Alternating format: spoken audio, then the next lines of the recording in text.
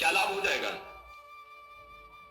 आप समस्त दुखों से छूट जाएंगे, आप अपने स्वरूप को प्राप्त हो जाएंगे, आपका परमात्मा स्वरूप से प्रेम हो जाएगा।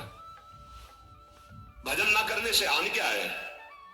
भजन न करने से विषय आपको बांध लेंगे, पापाचरण खूब होने लगेगा, आपकी दुर्गति हो जाएगी, दुख, अशांति, चिंता, अवगुण और अभाव और दुखिया स्वभाव, ये सब भजन ना करने पर प्रकट हो जाते हैं। देखो बड़े दुखिया स्वभाव है, पर रोते ही रहते हैं, दुख ये वो ऐसा विषय बांधे हुए हैं।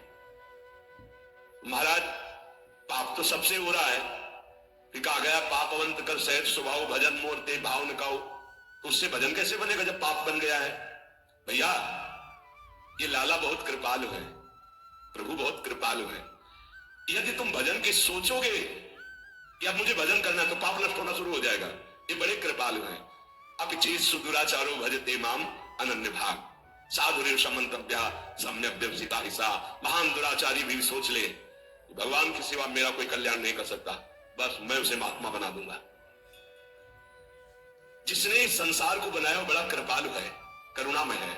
चिंता न करो, यदि तुमसे पाप बन गए हैं, भूल हो गई है, तो प्रभु का नाम जपने की सोचो केवल, तो पाप नष्ट होना शुरू हो जाएंगे। और नाम जब शुरू किया तो वो अवश्य, पर ध्यान रहे बहुत बड़ा स्टॉक जमा है पाप का।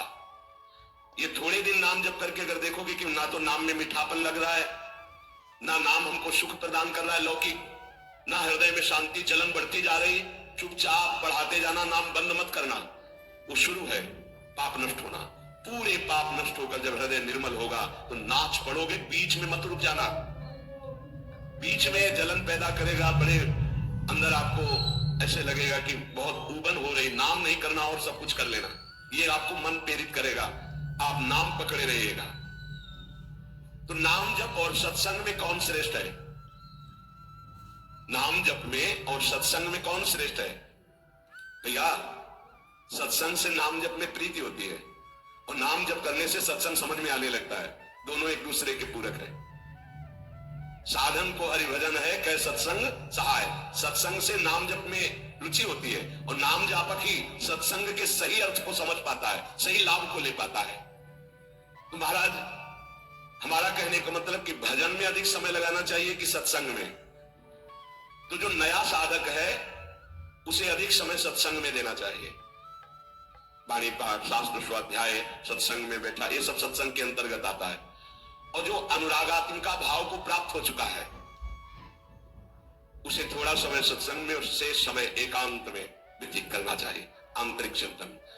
जैसे जब भाव का प्रादुर्भाव होता है तो फिर किसी शास्त्र के स्वाध्याय की रुचि नहीं रह जाती, क्योंकि निश्चय हो चुका है ना, लक्ष्य निश्चय हो चुका है, अब कुछ जानना है नहीं, बस अपने प्रीतम की लीला संबंधी, रूप संबंधी बातें, इसके बाद अब कुछ जानना नहीं, क्योंकि और कुछ पाना नहीं है, और कुछ करना नहीं।